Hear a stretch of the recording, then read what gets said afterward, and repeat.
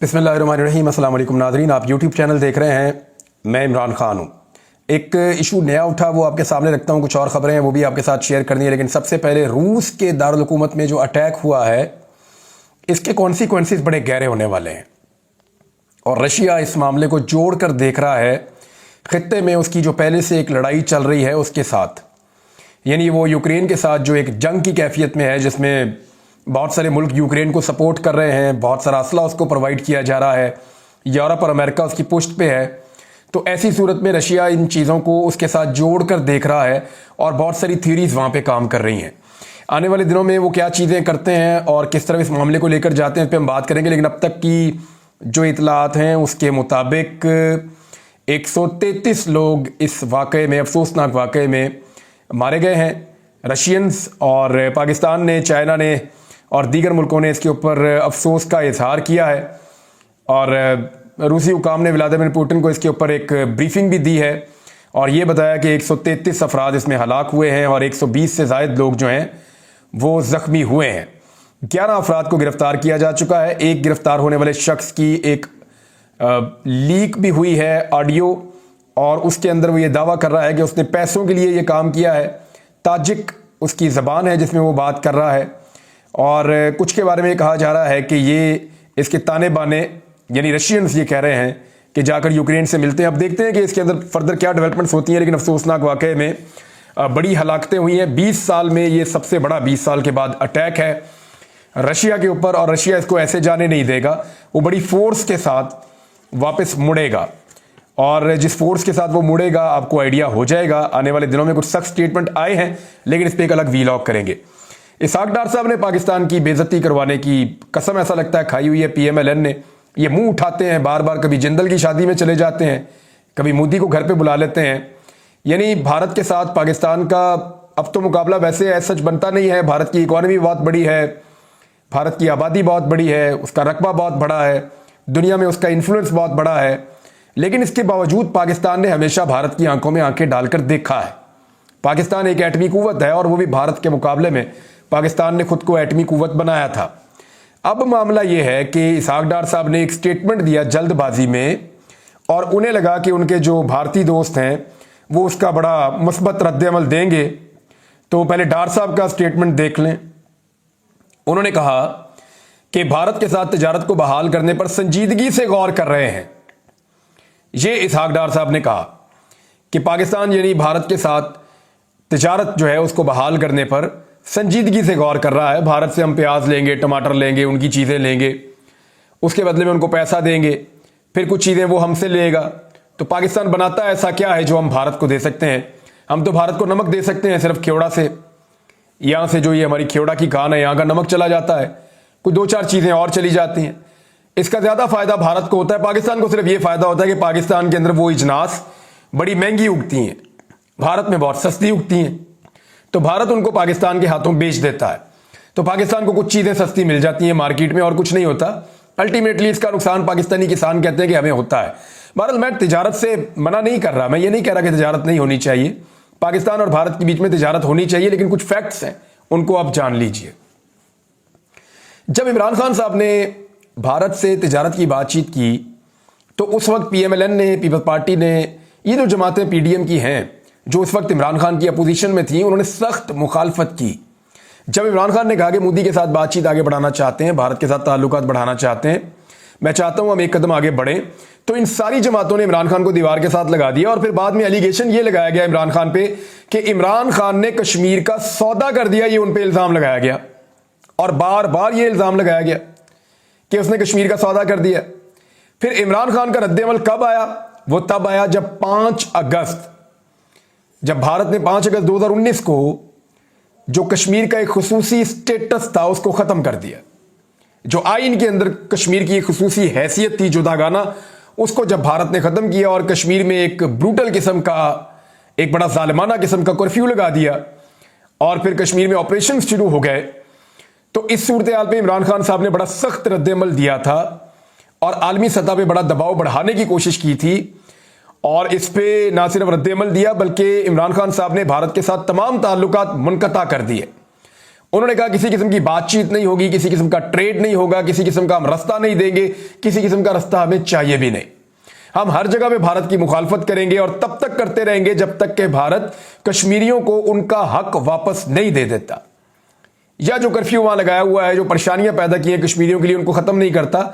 तो भारत के ऊपर एक दबाव इमरान खान ने बनाया था, लेकिन उसमें भी इमरान खान का मजाक उड़ाया गया कि जनाब आपका दबाव कोई काम नहीं कर रहा, ये तजारत ना करके आपने क्या फायदा उठा लेना है, भारत जो है उसके साथ, यानी ये उकसाया गया कि पाकिस्तान को कम से कम जंग कर देनी चाहिए। वैसे मुझे ये लगता था कि हमने हमेशा ये नारा लगाया कि हम कश्मीरियों को आज़ादी लेकर देंगे, तो इससे बेहतर वक्त मुझे बतौर कश्मीरी नहीं लगता था कोई।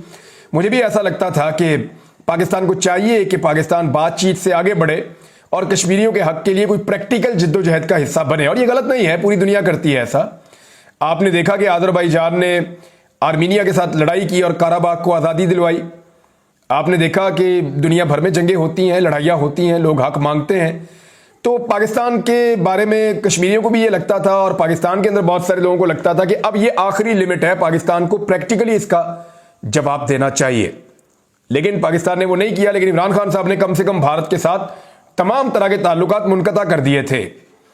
और जब इमरान खान साहब ताल्लुकात रखना चाहते थे उससे पहले, तो पीडीएम की जमातें और तमाम लोग इमरान खान साहब के ऊपर सख्त तरीन इल्जामात लगाते थे। अब मामला ये हुआ कि इसहाक डार साहब ने स्टेटमेंट दे दिया हुकूमत में आने के बाद कि भारत के साथ तिजारत को बहाल करने पर संजीदगी से गौर कर रहे हैं।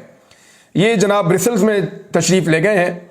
इसहाक डार वो शख्सियत हैं जो बुरी तरह मईशत के मैदान में नाकाम होने के बाद, क्योंकि इनका ताल्लुक जो है वो अकाउंटिंग का है, वो बैंकर है, ये इनका कोई ताल्लुक उसके साथ नहीं है मईशत के साथ, या मईशत दान ये है नहीं।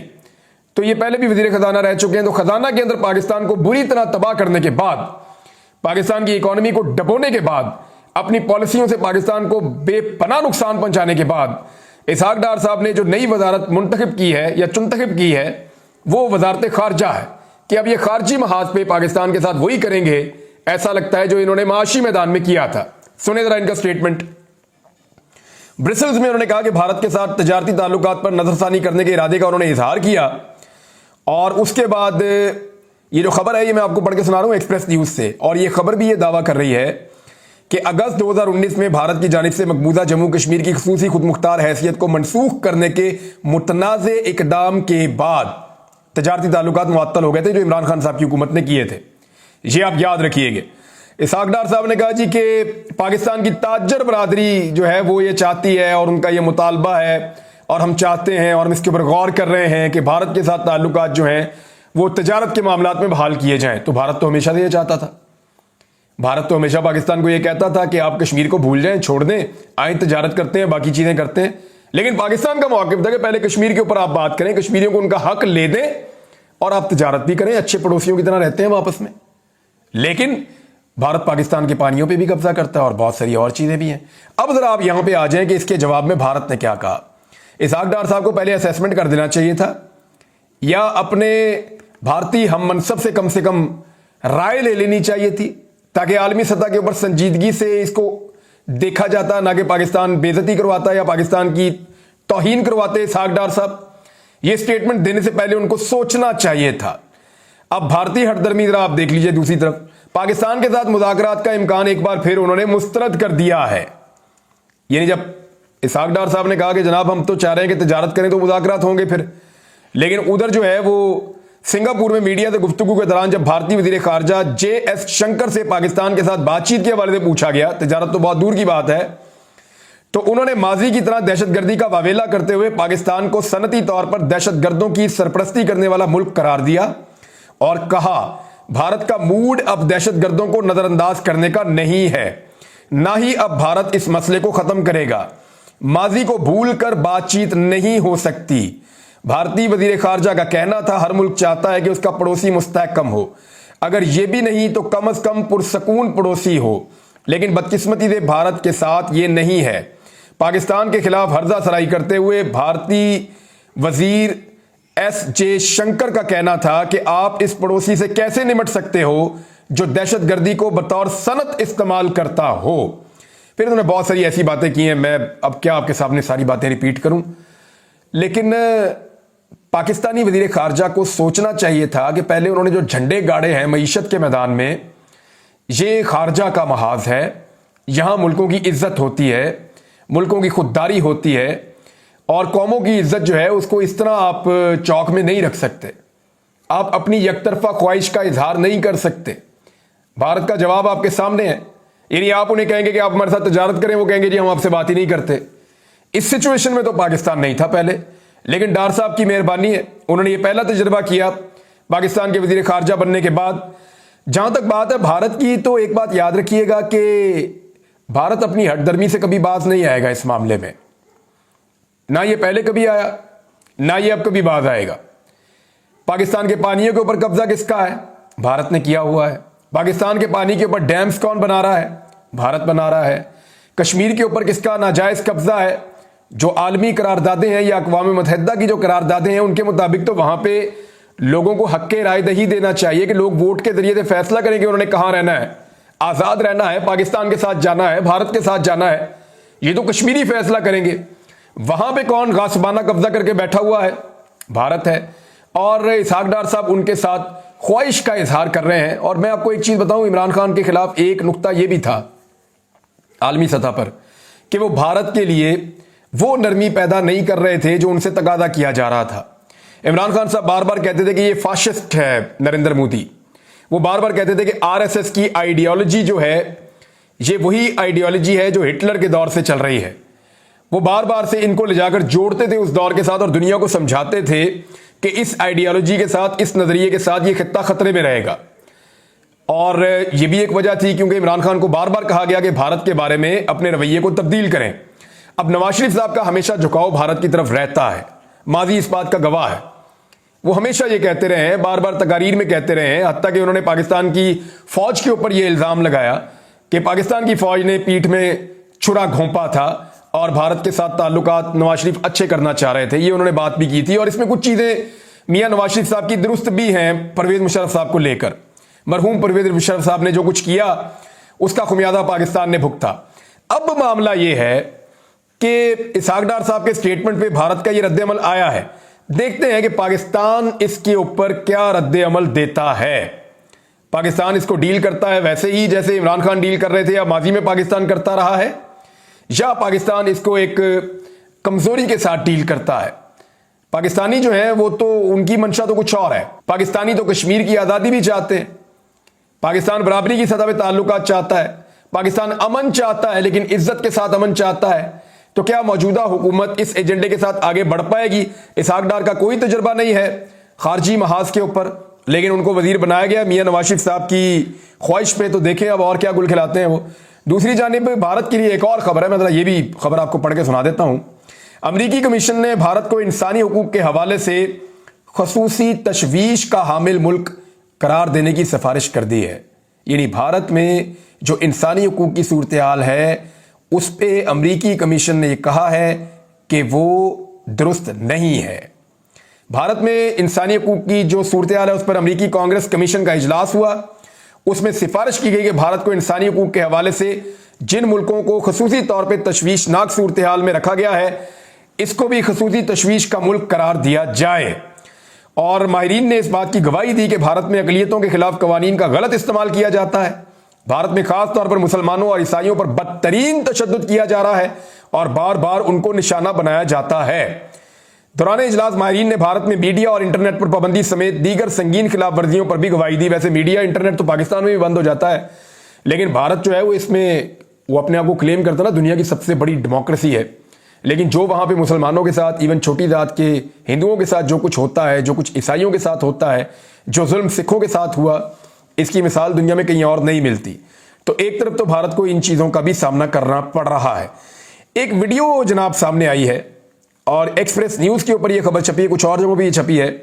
یہ ویڈیو آپ کو منظر نامہ دکھائے گی مستقبل کا، تھوڑا سا آپ غور کر لیجئے، آپ کو آئیڈیا ہو جائے گا کہ ہمارا خطہ کس طرف جا رہا ہے۔ ایک تو یاد رکھیے گا کہ بھارت میں جب بھی الیکشن آنے والے ہوتے ہیں تو وہ پاکستان کے ساتھ ایک مس ایڈونچر کرتا ہے۔ پاکستان حالانکہ منہ توڑ جواب دیتا ہے، لیکن اس مرتبہ پاکستان کے اندر جو ہے وہ صورتحال اندرونی اتنی اچھی نہیں ہے، ہماری اکانومی کی صورتحال بہت بری ہے، ہمارا جو ہے وہ پولیٹیکل صورتحال اتنی اچھی نہیں ہے، اسٹیبلٹی نہیں ہے، لیکن اس کے باوجود پاکستانی قوم جو ہے وہ اس معاملے کو لے کر ہمیشہ بڑی حساس رہتی ہے۔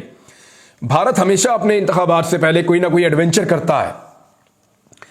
अभी भारत ने इस खित्ते का महंगा तरीन एक सौदा किया है। राफेल तैयारे उन्होंने लिए हैं फ्रांस से। उन तैयारों को जस्टिफाई करने के लिए मुबैना तौर पे जो कुछ इत्तलात आ रही हैं उनके मुताबिक भारत कोई एडवेंचर कर सकता है। तो क्या ये खित्ता ऐसे किसी एडवेंचर का मुतहम्मिल हो सकता है?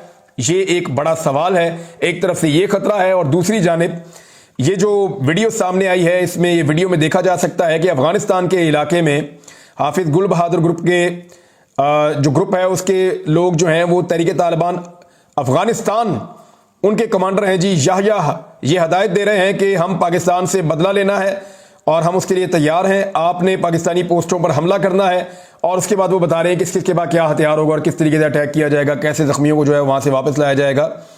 तो ये पाकिस्तानी फोर्सेस के ऊपर अफगानिस्तान की तरफ से हमला करने का मामला, और इसके ऊपर ये जो पाकिस्तानी मीडिया ने रिपोर्ट किया है, पाकिस्तानी मीडिया ऐसी कोई भी चीज पाकिस्तान के इदारों की इजाजत के बगैर या उनकी मर्जी के बगैर रिपोर्ट नहीं कर सकता। तो मैं ये समझता हूं कि ये मुसद्दिका चीज है और इसमें ये बात बड़ी क्लैरिटी के साथ आ गई है कि पाकिस्तान के ऊपर जो अटैक है, जो प्लान किया गया है, उसमें टीटीपी तो पहले इन्वॉल्व होती थी। अब टीटीपी के साथ तहरीक तालिबान अफगानिस्तान जो है उसकी इन्वॉल्वमेंट भी ये वीडियो बता रही है। तो क्या पाकिस्तान के लिए हालात एक नई सिमत में मुड़ रहे हैं? देखें, ये अफगानिस्तान वो है जहां से अमेरिका ये कहकर निकला है कि ये रियासतों का कब्रिस्तान है, अंपायर्स का। तो बहुत मुश्किल है वहां पे जाकर किसी लड़ाई को लड़ना। लेकिन क्या पाकिस्तान के लिए ये आसानी होगी इस वक्त? क्योंकि देखें ना, एक तरफ इंडिया है वो हटदर्मी से बाज नहीं आ रहा, दूसरी हमारी एक सरहद है जो हमेशा महफूज थी अफगानिस्तान वाली, वहां पे इस किस्म की सूरत हाल हो रही है। थोड़ा अर्सा पहले जो ईरान है उसके साथ भी पाकिस्तान की एक इस तरह का मामला हो चुका है कि उन्होंने यहां पे आके अटैक किया, पाकिस्तान ने वहां पर जाकर अटैक किया। ये बड़ा क्रूशल टाइम है और इसमें बड़ी समझदारी के साथ फैसले लेने की जरूरत है पाकिस्तान को, और इन मुश्किलात से निकलने के लिए पाकिस्तानियों को मुत्तहिद होने की जरूरत है।